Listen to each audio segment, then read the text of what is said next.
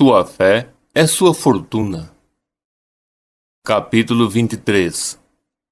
Aquele que tiver ouvidos, ouça.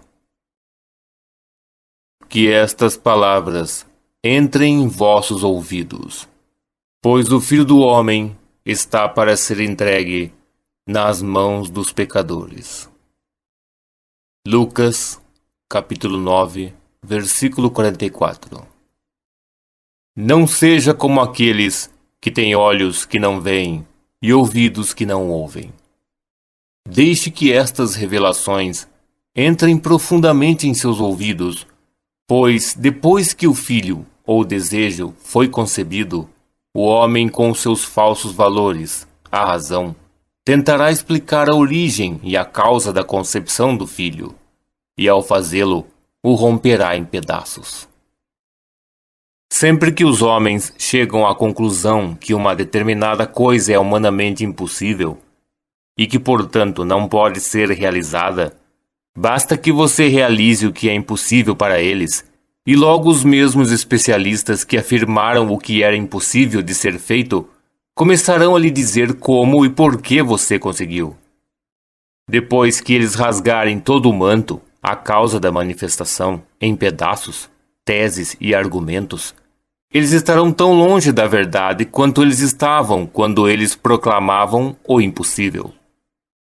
Enquanto o homem procurar a causa da expressão nos lugares onde ela se manifesta, eles procurarão em vão. Há milhares de anos, o homem tem sido avisado: eu sou a ressurreição e a vida. Nenhuma manifestação vem a mim, a menos que eu a tenha trazido. Mas o homem não acredita nisso. Ele prefere acreditar nas causas externas a si mesmo. No momento em que algo não visto torna-se visto, o homem logo se põe a explicar a causa e o propósito de tal revelação. Assim o Filho do Homem, a ideia desejando expressão, constantemente vem sendo destruído pelas mãos do homem, a sua razão e inteligência. Agora que sua consciência é revelada como a causa de toda a expressão, não retorne para as trevas do Egito com seus muitos deuses. Há um só Deus, e este Deus é a sua consciência. Todos os povos da terra são como nada diante dele. Ele age como bem lhe apraz com os exércitos dos anjos e com os habitantes da terra. Ninguém é capaz de se opor à sua vontade ou questioná-lo, dizendo: explica-te, por que ages assim? Daniel, capítulo 4, versículo 35. Se o mundo inteiro concordar que algo não pode ser expresso, e ainda assim você se conscientiza de que pode ser ou expressar isso que o mundo acredita que não, você poderá expressá-lo. Sua consciência nunca pede permissão para expressar o que você está ciente de ser. Ela o faz naturalmente e sem esforço, mesmo contra toda a sabedoria e oposição do homem. A ninguém saudeis pelo caminho. Lucas, capítulo 10, versículo 4. Isto não é uma ordem para você ser insolente ou hostil, mas um lembrete para não reconhecer um superior. Para que você não veja em alguém uma barreira para a sua expressão. Ninguém pode lhe erguer a mão ou questionar a sua capacidade de expressar aquilo que você é consciente de ser. Não julgue pelas aparências, pois tudo é como nada aos olhos de Deus. Todas as nações são como nada diante dele. Para ele, valem menos do que nada, como uma coisa vã. Isaías, capítulo 40, versículo 17. Está escrito que os discípulos falharam ao atender o pedido de um pai que queria que curassem o seu único filho, que estava tomado por um espírito ruim. De repente, um homem surgiu do meio da multidão, clamando em voz alta: Mestre, suplico-te que socorras meu filho, o meu único filho. Um espírito se apodera dele, fazendo-o gritar. Provoca-lhe convulsões até que espume pela boca. Jamais o deixa por muito tempo e por meio de muitos ferimentos o está destruindo. Roguei aos teus discípulos que expulsassem o espírito, mas eles não conseguiram. Lucas, capítulo 9, versículos 38 a 40. Ao julgar pelas aparências, os discípulos pensaram que este era um problema mais complicado do que os outros que eles já haviam resolvido antes. E então, eles não conseguiram alcançar o resultado desejado. Ao julgar pelas aparências, eles se esqueceram de que todas as coisas são possíveis para Deus. Então respondeu Jesus: Ó geração sem fé e perversa, até quando estarei convosco e sofrerei com vossa incredulidade? Trazei-me aqui o teu filho. Lucas, capítulo 9, versículo 41.